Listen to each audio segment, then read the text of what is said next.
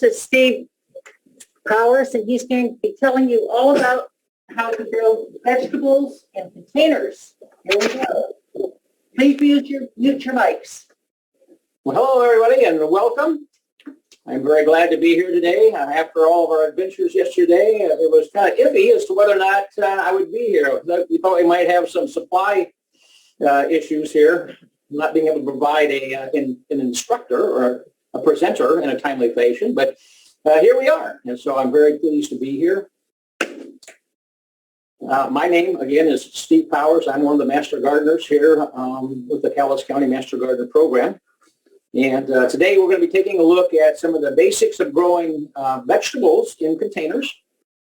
But do know that the same requirements, growing requirements for potatoes or for vegetables are also applicable to herbs, flowers, bushes, trees, anything like that that you might be growing in a container. So even though we're focused primarily on vegetables today, what we're going to be learning can be applied to other categories of plants that are grown in containers. Now, I think it helps if we just start with an understanding of what is container gardening. It seems like that's pretty self-evident and whatnot, that, it's obviously growing a plant in a container. So a container can be anything that holds dirt that you can use to grow a plant in. And that could be the standard, what we think of as flower pots. It can be things like raised beds, beds made from masonry, from wood, from metal. Any of those sorts of things are all different types of raised beds. Today we're going to focus primarily on growing vegetables in what we basically consider to be a flower pot, if you will, of varying sizes or whatnot. A word of caution, if you're going to be using something that's not a regular flower pot, and you can use anything. I've seen toilets, boots, tire rims, just all kinds of different things, anything that holds soil. But I would caution you, if you're going to use something that is not a standard flower pot, be aware of what was in that container before you use it to grow your vegetables. If you're in doubt, my recommendation is don't use it. Because in this case, it's different if you're growing flowers. But here we're talking about growing vegetables, which you're going to be eating, or your family or friends are going to be eating. And so you want to be very cautious about growing vegetables in containers that had like fuel, oils, pesticides, all kinds of things that, the container is now empty, but nonetheless, there's residue on there. So if you're ever in doubt as to what was in it before, my recommendation is don't use it. Go and find something else. So other than that, with that one little caveat, you can use just about anything that will hold dirt so you can grow your plants. So then the question comes up, well, why would someone want to do container gardening? Why don't you just grow your vegetables in the ground and your flowers and everything? So, for some folks, growing, whether it's vegetables or flowers or whatnot, that may be the most practical option for them. Some people have limited space. Some people have impaired physical mobility issues. There could be other issues with the soil around your property or wherever it is that you have the garden. It could be extremely rocky. It could be a lot of clay. It could have a lot of problems with water flow and whatnot. So there are a variety of reasons why someone might want to do container gardening. Also, a lot of times people who are just getting started in gardening are a little intimidated with the idea of actually having a garden, in the ground there. And so this is a great way to get into gardening on a much smaller scale. Things can be a little bit more controlled than a garden that's out in the ground.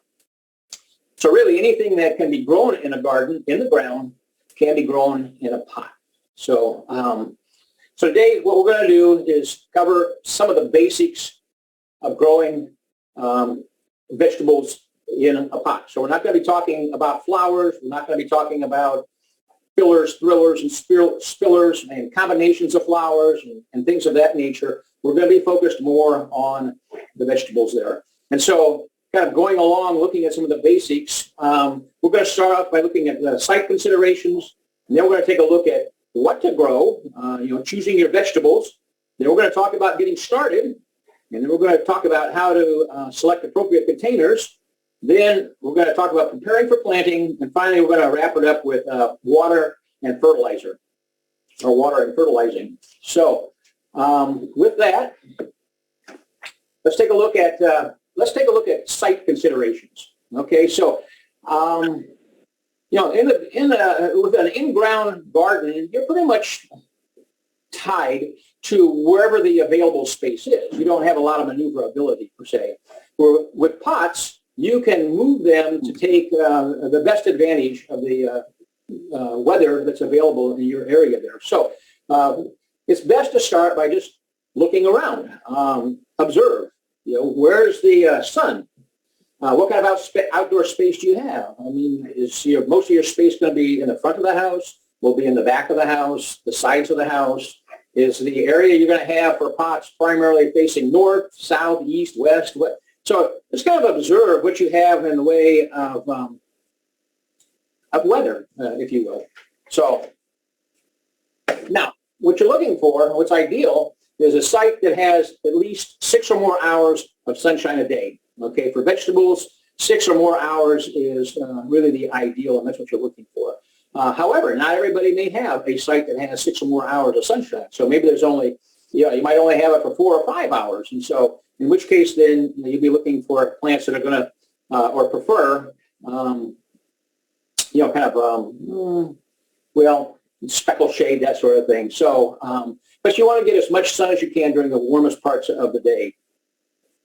Now, as you're starting to kind of observe and browse your area and kind of do an analysis of what you have, you can also start looking at your catalogs and start looking to see what's available out there, and then kind of compare the growing requirements that are listed in the catalogs with what you're seeing at your site. And so looking at the weather requirements for the vegetables. And so that can help you to begin to do some narrowing, some winnowing down of possible plants that you might consider growing later on. In addition to the sun and how much sun or how little sun or whatnot, another consideration that you want to account for is water. Plants that are grown in pots take a lot more water than plants that are grown in the ground.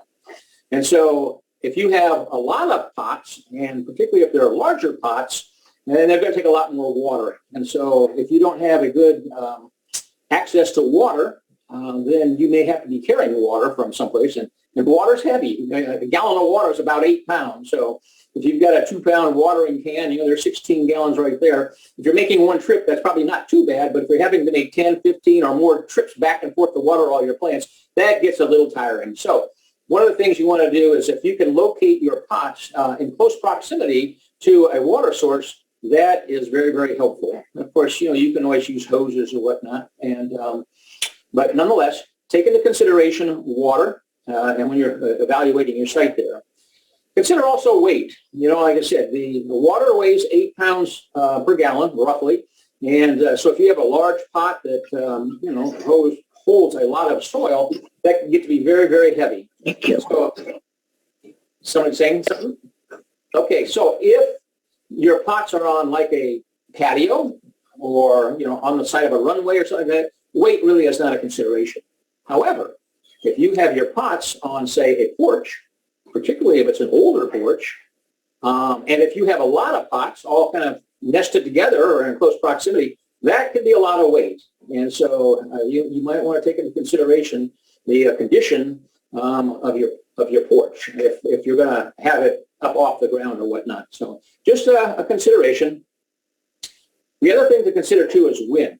Okay, the plants as they're going are obviously going to get taller and wider, and so if you have a plant that's not well balanced necessarily to the pot, in other words, it's way taller, and you got a relatively small pot down there, on a windy day, those can all get knocked over. Now, if they're someplace out of the way and they get blown over into the yard or someplace like that or onto the porch, that is not necessarily that bad per se. It's not unsafe. Just go back out, clean it back up, sweep up your dirt, put it back in there. So, but of more concern is if you have your pots up elevated, as on a porch or something like that, particularly if it's elevated, like on a second story, if you have a porch, if the wind catches the plants just right, they can blow the thing off. Well, that really creates a safety hazard. Not only is it not very good for your pots and your plants, but also create a real safety hazard if somebody happens to be down below there when the plant ends up blowing off the porch there. So again, just another consideration, when you're evaluating your site and you think you're kind of narrowing it down, which direction is the wind going to come from? Is there any blockage there to kind of mitigate that? Just consider the wind when you're evaluating your site.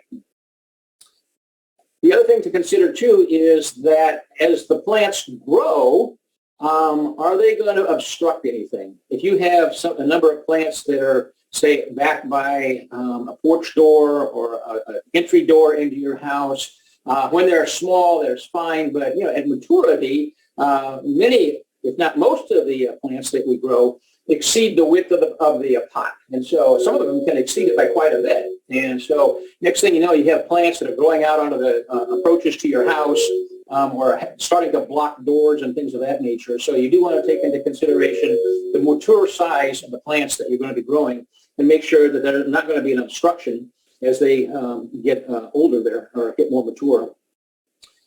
So in the end, really, you want to take all those things into consideration, and then you'll decide on the best location at your site for placing the plants. Now, plants, they all don't have to go in one place. And in some cases, because of limited space, you might have to put all your plants in one location. Other folks may have a little bit more space, and you can afford to spread your pots out in different locations. Maybe you have some plants that take more sun, and you could put them in a location that receives more sun during the day. Other plants may not need as much sun, and you could put them over in someplace else that doesn't get quite as much sun. So, don't necessarily think in terms of just a single site as far as putting your pots, but also when you're evaluating your overall area there, look to see if you have a variety of places that you could put pots to take advantage of the various weather conditions there. Now, what do you do if, on the ground, everything's pretty shady and, or it's not getting as much sun as we would like? That's time for you to start thinking outside the box. Look up. A lot of places may be shady on the ground, but say a second story may actually be in sun for a good part of the day. So you could consider flower boxes, or you could consider trellises and things of that nature to get the plants up above and get them up there to where the sun is. Okay, one other site consideration doesn't necessarily have to do with the location per se, but I kind of categorize it as pets and pests. So the one thing about pots, and you have the same issue a lot of times in your garden, your in-ground garden too, is pests. And I specifically think of cats. I know at my place in pots, the cats love to use the larger pots as their kitty litter box, and they're tearing up the soil and they're chewing on the plants and things of that nature. In my location, I also have issues with deer, and you can have squirrels. A lot of people have squirrels that start digging in there in the soil and things of that nature. So you may be blessed and not have cats or squirrels or deers and things of that nature, so that's not really a consideration. However, if you are in an area that has those critters, then you might want to take into consideration some mitigating steps to make it harder for them to get into your containers there and mess things up. And then if you go online, there's a number of different strategies that you can use to help protect your plants that are in pots and kind of make it a little bit harder for the pets and pests to disturb your plants.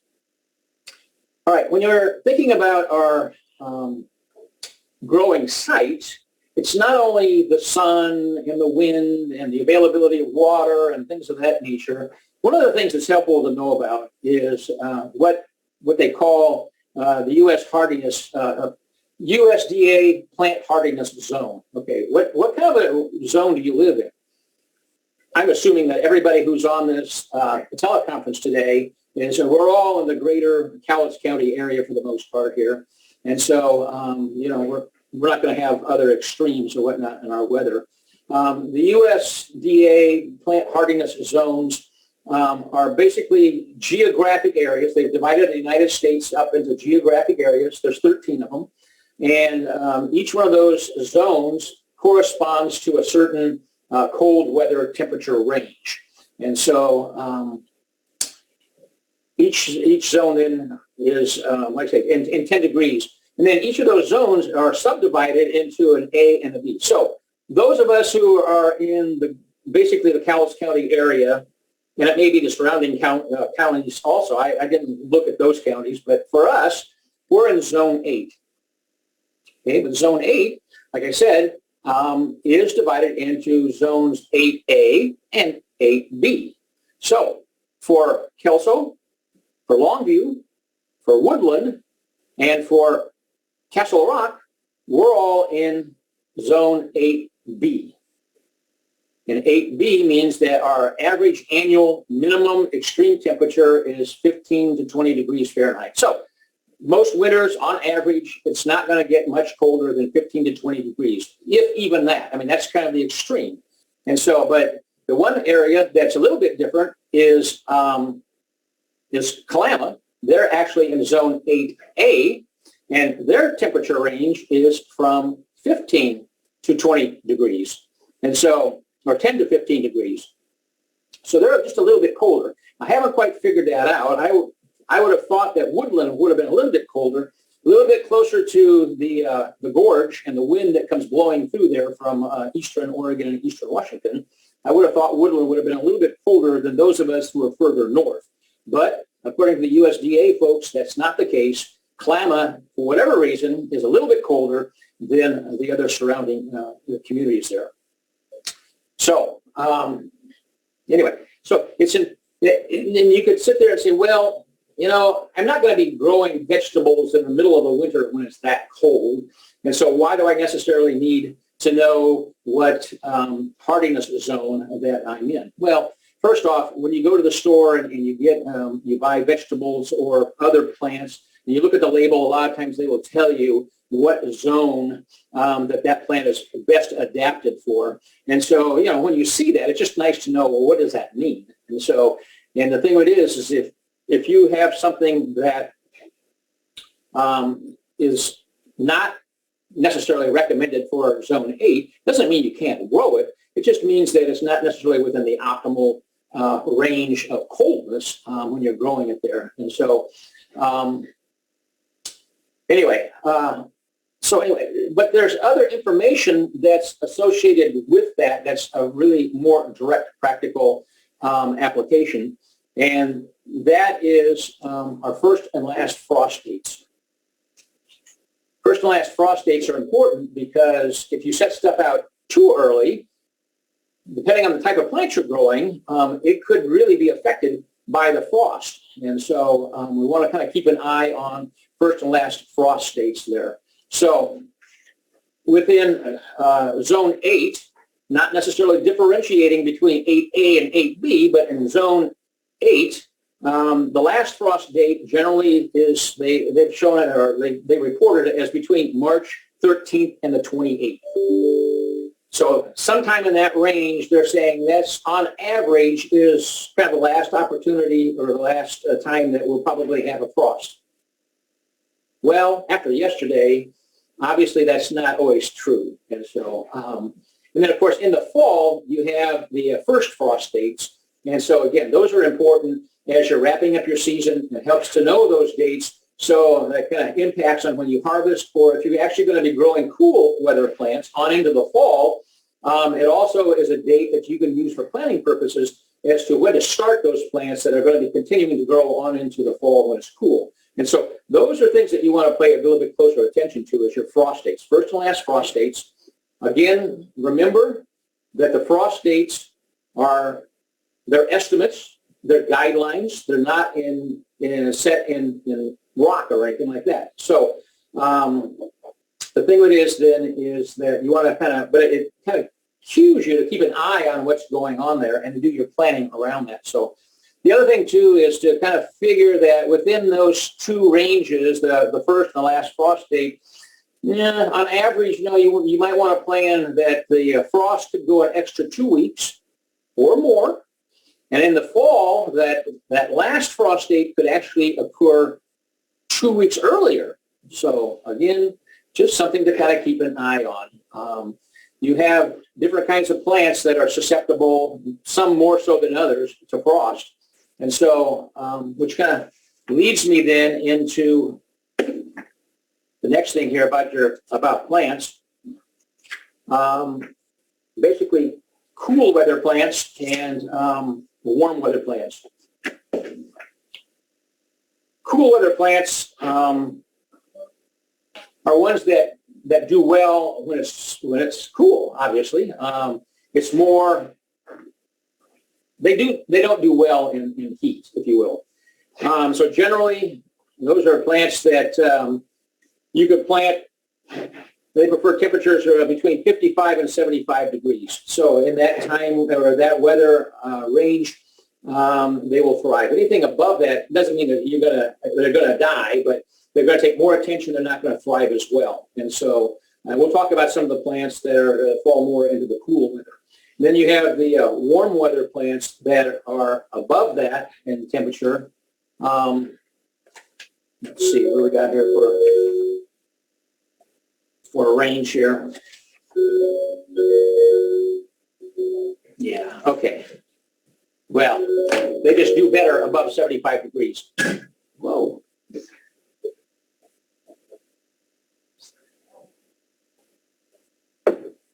Okay. A lot of people think that growing vegetables, growing flowers, growing herbs are pretty much limited to the summer. They kind of think along the lines of a single period of time as the growing season.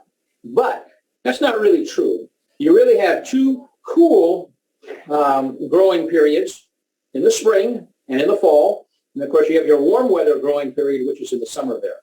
But you also have cold weather. It is possible to carry plants over the winter with some proper care. Not all plants, but basically cool weather plants with some proper care or proper adjustments can be carried over the winter. And we'll talk about some of those in a few minutes here. So, but really we're really blessed being here in the Maritime Northwest. We really can grow plants almost year round. In some times of the year, some periods of the time of the year, it may take a little bit more to protect your plants, but nonetheless, it is quite possible to grow year round. Okay, so the other thing too to remember, it's not just sunshine, water, wind, hardiness zones, first frost, last frost, things of that nature. That's kind of some big macro stuff. I mean, zone 8, it's not just here in the Pacific Northwest. If you look on a climate map, you can see that zone 8 goes down, it comes down through Washington and Oregon into California, and it comes across the United States, down, Arizona, New Mexico, and Texas, and, so it's a wide band of temperature.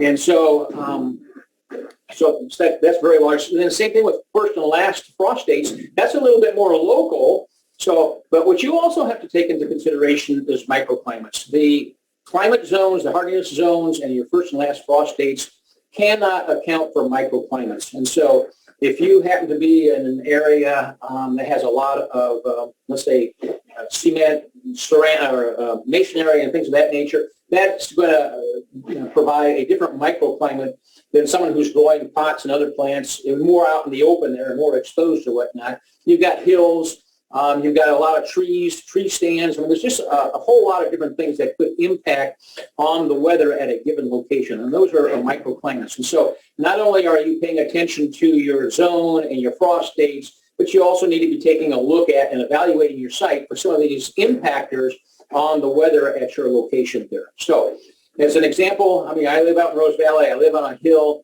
There's been times I've gone out, and from my house, I can look up, and within about 200 feet, there's just a solid band of white and on up. It's the snow line. And so, but down below that and down to the house, it's green.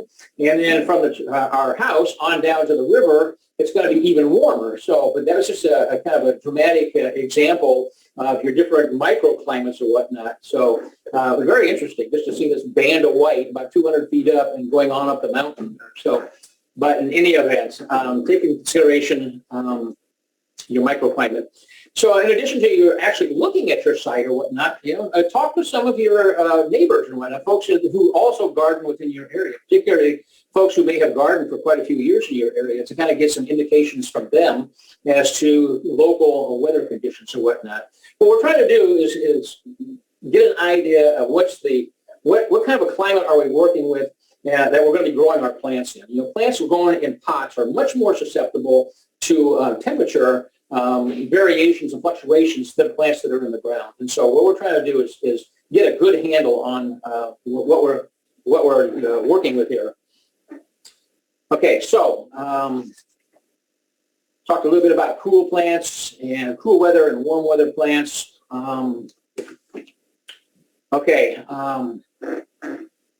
Like I said, you can also grow plants over the winter with proper protection or whatnot.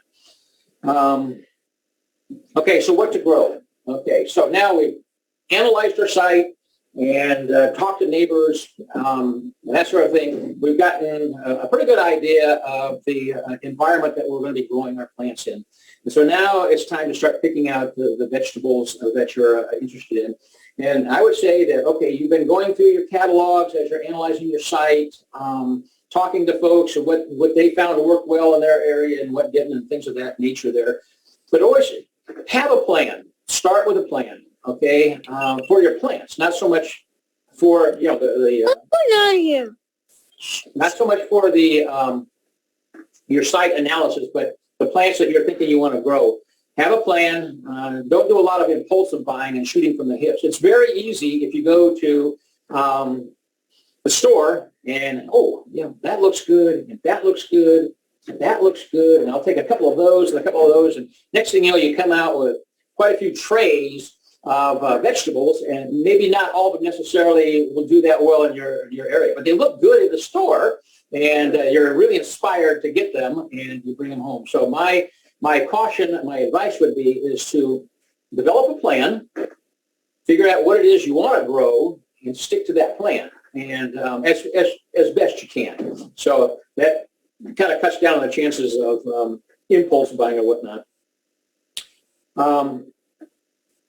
Really, over the years, the plant breeders have been working to create smaller versions of a lot of the standard plants that are growing in the ground there. So in this day and age, there's a lot more options for growing plants in containers that have a very good chance of succeeding and providing a very large crop of vegetables or whatnot.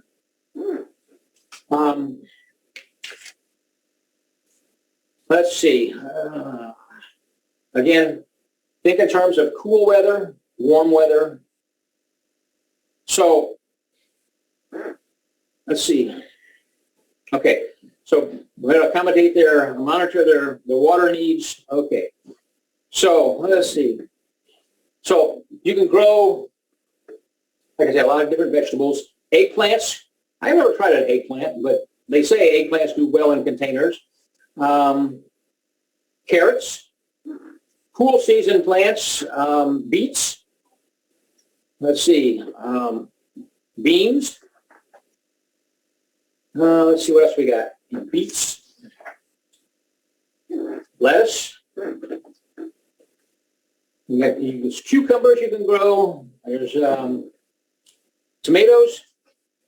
A lot of people grow tomatoes. Surprising how many folks, and if they don't grow anything else, a lot of folks just grow tomatoes. And so I've grown a lot of tomatoes over the year. I grow both like the big beefsteaks and the ones that are kind of in between, and the cherry tomato ones. I really had the best luck with cherry tomatoes.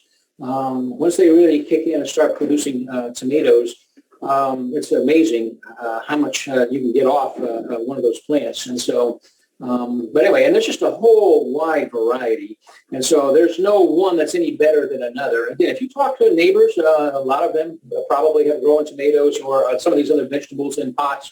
And you'll get from them, what worked for them, what did they get good results with, and maybe what things maybe didn't do as well as they had hoped. So anyway, tomatoes. The other good thing about pots and things like tomatoes, you can put those like right by your back door. So every time you go in and out, you can sit there and pick your tomatoes or whatnot, or pull a small carrot or whatnot. So anyway, garlic also does really well in in pots. And so if you're going to grow the garlic, grow the hard neck type. I mean, that's my recommendation. The soft necks have more of a tendency to flop over, then they're flopped over into your other pots there or whatnot. So, but anyway, for all of these, you know, I highly recommend that you go to the Washington State University, the Wazoo sort of website, and look under in their horticulture division, and they have a section under that for publications. And there are just many publications there for gardening, to include a number of publications about growing vegetables specifically in pots. And so that'll give you a lot of the detailed information that we're not getting into here today. We don't have time to go into the details there, but very informative, and would highly recommend that you take advantage of that. Anyway, a lot of good information there, as well as talking to folks, and there are other sources of information. So, okay, so when you decide you want to start growing vegetables in pots, you really have one of two different ways of going. You can grow pots or grow vegetables from seed, and you can grow those indoors. And remember, again, keeping tabs on the last frost date, you can do some back planting. Some plants like peas, beets, some lettuces, things of that nature, they actually can be put in pots outside even, you know, before that last frost date, because they are cold hardy. Others, if you start them indoors, you want them, it'll take a couple of weeks. You can start them about 2 weeks before the last frost date. And anyway, by the time things warm up, then those little seedlings will be large enough that you can transplant them out into the pots there. So, so you can start from seed. And the other thing, too, then, is actually get them as transplants. And for those, you can go to your local nursery. You can go to your box stores. You can go to, you know, there's garden clubs that have plant sales. It was mentioned earlier here that we, the Master Gardeners, are going to have our plant sale coming up in about 1 month. And there's just all kinds of vegetables that are available through the plant sale there. So, or you can order online actual plants that are ready to be planted. So those, once you get them, they're ready to be put into the soil, and you go from there. So now you can grow, if your pot's large enough, you can grow a number of plants together in one pot. Personally, I prefer growing individual plants or individual types of plants. Now, I might have a pot of carrots that has lots of carrots in there, but I don't necessarily have that mixed with other plants or other vegetables. But you can. I mean, that's basically companion planting. So again, you just have to kind of take into consideration what the mature size is going to be, and also you want to make sure that the vegetables have similar growing requirements there. So, all right. So let's get into pots. I have a lot of my little show and tell things today are having to do more with pots and everything and the stuff we've been talking about here. When this is the first time I've ever given this presentation on Zoom, so it's interesting. Normally when I do this in person, I have quite a few things spread all over the place for folks to look at and handle and talk about and whatnot. So I'm going to be kind of showing you different things at different times there. So, all right. So if we're looking at pots, there's a number of things that we want to take into consideration. First off, is the pot really intended for being outside? Not everything that holds soil and can be used to grow plants in is necessarily ideally suited or well suited for growing outside. Now, can you leave it outside year-round? If you can, that diminishes the amount of moving around for these pots or whatnot. Is it deep enough and wide enough for the vegetables that you want to grow? How heavy is it? And then the other thing, too, is does it have adequate drainage holes? Now, size does matter when it comes to pots if you're going to be doing some moving around. You get a large pot. I'll show you one here in a minute that's huge. And this is primarily what I use, but once they're full of dirt and they're wet, they weigh a ton. And I really need a dolly to move that around. And in some cases, I actually need the front end loader on my tractor with some straps to pick it up and move it around if it's really saturated with water. So those are things to take into consideration when you're looking at consideration of what to use for a pot there is how heavy is this thing going to be when it's all wet if I'm going to have to move it around a little bit. Even if you're just moving it to the side to kind of sweep around there or move it to someplace where it gets a little bit more sun as the season progresses. How heavy is this thing going to be? And so so you can have containers that are made out of plastic, out of ceramic, out of metal, out of wood. Plastics can be fancy. They can be fairly thick gauge plastics. They can be thin. The ceramics, they can be something as simple as the terracotta, the old clay pots. They can be thick and thin. They can be glazed. So there's a number of varieties of pots. The ceramic pots tend to dry out a lot faster. Metal pots tend to get hotter. Plastic pots, for that matter, get pretty hot also if you leave them out in the sun a lot. They get several hours of direct sunlight. So anyway, just take that into consideration that the soil is really going to heat up, say in a metal container, or it's going to really dry out a lot faster if it's going to be in a ceramic pot than the soil would if it was soil in the ground out there. Plants that are in the soil in the ground are not affected as much or as rapidly as plants that are growing in a container when it comes to heating up or drying out, that sort of thing. Personally, I prefer the plastic pots. They're utilitarian, but again, I'm growing vegetables. I am not, I don't have on my front door, on the porch there, enhancing, the effect with flowers and things of that nature. I'm growing potatoes and carrots and beets and things of that nature. And so the utilitarian ones are perfectly fine. They're less expensive than the more fancy ones. And usually they last a lot longer. At least that's been my experience or so. Now, if you have a ceramic pot, at the end of the season, you really need to take it in. If you don't, the clay, even on the ones that are glazed, the glaze in time cracks and moisture can get in through those and they get into the clay. The clay is a lot like a sponge, and so it does over time absorb some degree of water. And so what happens when it gets really, really cold, like below freezing, that tends to freeze. And so if you have an unglazed pot, like this is a standard clay pot, those things really are like sponges. They really absorb a lot of water. And so when the weather gets really, really cold, then those things, the water tends to expand. It's very easy to crack a pot. Crack it in half, crack it into fourths, whatever. For glazed ones, they may not crack in half or whatnot, but they'll start pitting and be knocking off chips of your glaze.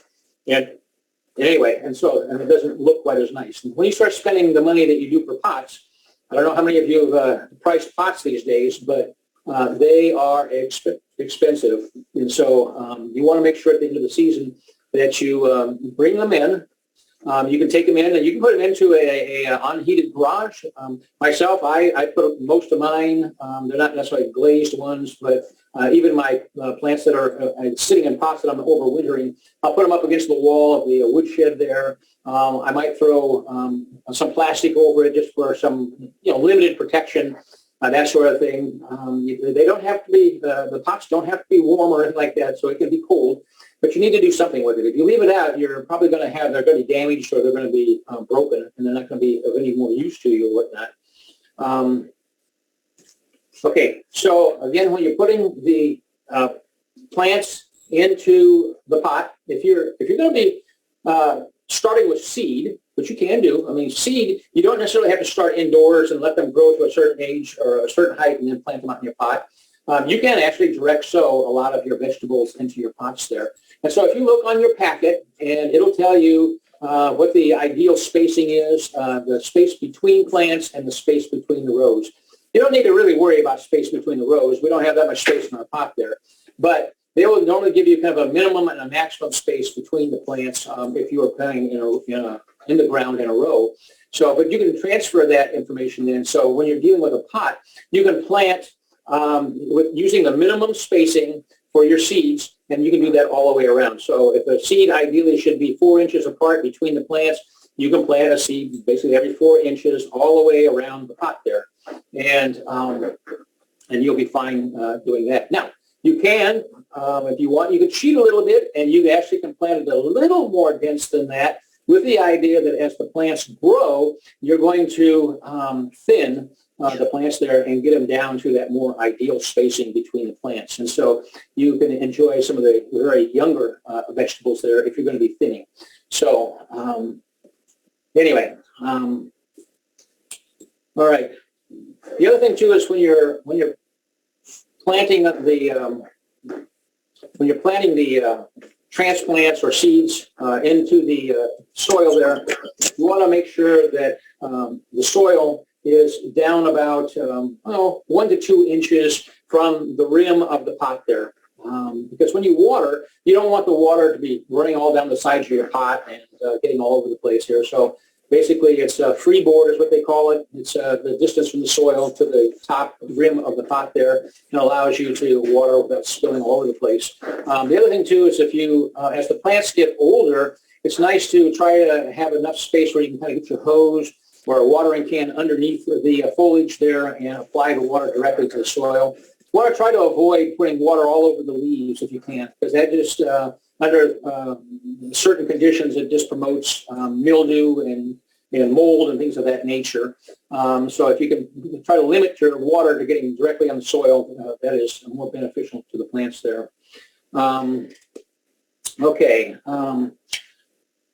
Okay, we're rapidly running up on our time here. So I just want to show you some various examples of pots here, things to look for. They come in all sizes. This is the standard. That's a 1 gallon pot right there. That's what you see at the store a lot. Conducive to 1 or 2 small plants. You can grow multiple radishes and something like that. They don't take a lot of space, but that's basically the size of a gallon pot right there. Let's see. There we go. So anyway, also makes a great tool holder right now as I'm packing things around. Okay, just a little bit larger size pot. Again, holes. Whatever you're using for a pot, remember we talked about before, they have to have adequate drainage. More plants are killed by overwatering. The water is not getting out fast enough, and the roots end up rotting and suffocating. And so more plants are lost that way than from dried soil. Okay, so those come already pre-drilled. Here's another example of a pot that does not have any holes. But what you'll notice is here, whoops, there we go, some of these little nubbins right here. You can actually drill those out. I would not try using a nail or something like that. This pretty hard plastic right there. You're going to end up breaking the bottom out of that. But anyway, you want to drill those out if you were going to put soil directly in here, or you could leave it like this and put a black plastic pot in here.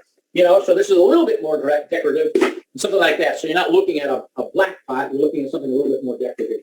So, but anyway, it depends on what you want to do with it. If you're going to plant soil or put soil in it directly, you want to make sure you drill those out. Again, just another example. This is a pretty utilitarian. This is a plastic, kind of a terracotta example. It comes with an insert in the bottom here. That way, extra water kind of pools at the bottom down here and keeps the roots out of, from soaking up in the water there. So just another example, has a little rim. So a little bit more fancy than just a black pot, and you can put the dirt directly in there. Again, these are not poked out. If you're going to use this as a holder for a black pot, you probably won't want to punch those holes out. If you're going to put dirt directly in there, you want to drill those out. And, make sure you got plenty of good drainage. So just another example, not quite as fancy. The thing with these, what I've found over the years is when they're in the sun, they become brittle. And so after about the 3rd or 4th year, you go to grab one of these things. Next thing you know, you got a big chunk of pot in your hand. And so they're good, but they just don't last quite as long, has been my experience, than some of the more heavy-duty black pots there. So, again, just another example, very thin, but utilitarian, larger, lots of holes in the bottom. And last but not least, just to give you an example, here's primarily, this is what most of my pots are at home.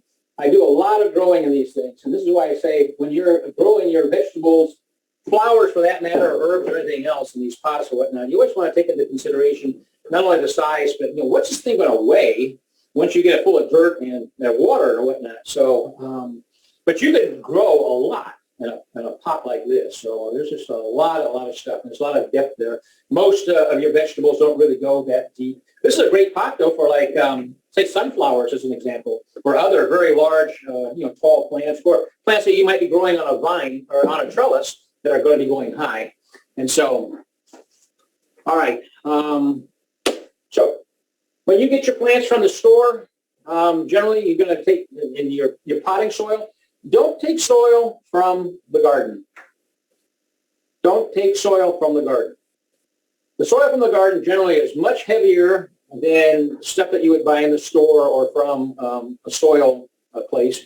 It also, there's normally a lot more pathogens in there, bugs and all kinds of things. When that soil gets wet, it tends to really compact very heavily, and which is not good for the root of the plants. And so I highly recommend don't use your garden soil, if at all possible. If you're going to do that, you can sterilize your garden soil. And again, there are publications out there on how to do that. And then you can also mix that then with store-bought stuff. You know, the recommendation, if you're going to be growing vegetables or flowers or herbs or anything else in pots, is to buy basically what they call the potting mix. It's not really a soil per se. It's basically made up of peat moss, vermiculite, perlite, things of that nature. So it comes in a bag, it's moist. You look at it, it looks like dirt, but it's not really dirt, soil, like you would dig out of the ground at your house. And so it's lighter, and it's designed, you know, to be kind of stay fluffy, if you will, after it's watered or whatnot. And so it's better for your plants there. So anyway, I bought a bag. I'm not going to hold it up. It's about like that. It's 2 cubic feet. You go to Home Depot, Lowe's, Fred Meyer's, any of those places, you can buy the bagged soil there. Look on the back there. It will tell you, you know, most of that stuff comes with fertilizer. And in which case, if it comes with fertilizer, you don't really need to fertilize your plants for the first several months right there. If you get something that doesn't have fertilizer, then you will have to do some fertilizing. Once you put the plants in the pot, that's the time to do the first fertilizing. Normally, I dilute it down about half of what the package says. Follow the instructions on the package for the concentration of fertilizer right there. And then for the frequency, and generally every so many weeks throughout the growing season. So, but anyway, so just a couple things. Tool-wise, you know, you can't really use shovels and rakes and things like you would for in-ground gardening. So I have a number of tools here. You don't necessarily have to have those things. This is something that I use all the time. I use this for everything. And this is great for raking stuff up and getting weeds out. It has a little fat end. There we go. Get opposite direction there. So Sagawa's is about the only place that I've seen it around here locally. I'm sure you can go online and find something like that.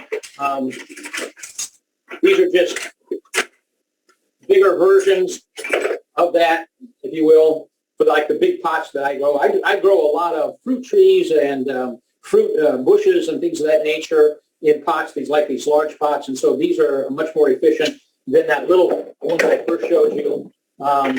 These tools also very, very handy when working with pots, transferring plants to the larger pots or loosening up soil or whatnot. So again, just odds and ends here. Okay, you need something like that. Obviously, a big shovel is not going to be any good in the pot, so you'll want something like that. But I have found that really works well are these things right here. Again, you can find these in many of the stores there. It has a little scoop, almost like your hand there. So if you're getting transferring soil from a bag into a pot, this works out a lot better than the flatter standard type of a shovel there. So anyway, those are just some of my toys there that I found to be very handy. You really don't need specialized plants. You can use a fork, a butter knife, a stick, chopsticks, nothing special, but you do have to have something to work with your plants other than your larger tools that you would normally use. So, all right, so you got to get it planted. Okay, once you put the plants in, get the soil tamped down. Normally you'd fill the pot about a third of the way up. You would take your plant out of the pot that you got from the store, kind of fluff up the roots, knock the soil, some of that soil around, kind of fluff them up, put them on top of the soil, add some more soil, pick it up a little bit, fluff the soil, get it around the roots, tamp it down, okay? Bring that soil up to about 1 inch or so from the top of the pot, tamp it down, water it, fertilize it, and we go out from there. Okay, wrapping things up. Watering, like I said, more plants are killed from overwatering than underwatering. However, there are a number of ways to keep on top of watering. As I said, plants in the pots take a lot more water. They lose water a lot faster. Plants in the ground, roots spread all over the place. They have a lot more area to draw water from. And so I try to teach my kids, try to get them to help with the watering. I haven't been successful yet. So the thing of it is that when you first plant that vegetable, that flower, whatever it is in there, heft the pot, feel it. How heavy is it? You get an idea, okay. And so as time goes by and as the water is used up, it becomes lighter and lighter. You can tell a plant, or you can tell a pot that needs watering. It is a lot lighter than a pot that has adequate water. And so if it's a large pot, like the big one that I showed you there, you don't have to pick it up. You actually can just kind of tip it up on its edge there. You get an idea about whether or not it needs water. The other thing, too, is just look at your plants. When you first put them in and you've watered them and they're doing great, you'll notice the leaves are, they're rigid and they're upright. They look good. And but in time and with some experience, you can glance at a plant and just looking at the plant, you almost can tell that it is in need of water. It doesn't necessarily have to be all drooped down and really in stress. But if instead of being up nice and straight, it's just kind of a little bit, well, there's your first indication that the plant probably needs some water. The other thing, too, is that if you do allow the plants or the pots to dry out, just know it's going to take you a lot longer to water those plants and get the soil moist again. Don't be fooled if you start watering after a plant's really dried out or a container's dried out and the water starts running down the bottom. This is my kids, that's their rationale. They use the hose, they put the water in, it runs out the bottom, and so in their mind, hey, the plant's watered, it's good to go. But it's not, because the soil then is like a hard sponge, and all that's happened is the water has run off the top of the soil, runs down between the pot and the soil, and runs out the bottom. And the inside is still as dry as a brick. And so when your plants get dried out like that, you really can rehydrate it. You have to go very, very slowly. It's just like adding water to a sponge, and gradually it will begin to expand out. When it's dry, you'll notice, like when it's really dry, you'll notice that it's pulled away from the pot. But as you water it, it'll expand out. So anyway, learn to observe your plants. The other thing you can do, too, is use the finger method. Stick your finger in the soil down to about the first joint or between the first and second joint. Kind of get down to where the roots are. If it's dry down there, then obviously the pot needs more watering. And so anyway, so with that knowledge, you should be able to go out and you should be successful in growing your different pots, your different plants and pots there. Do take advantage of the Master Gardeners. We're all here to answer your questions.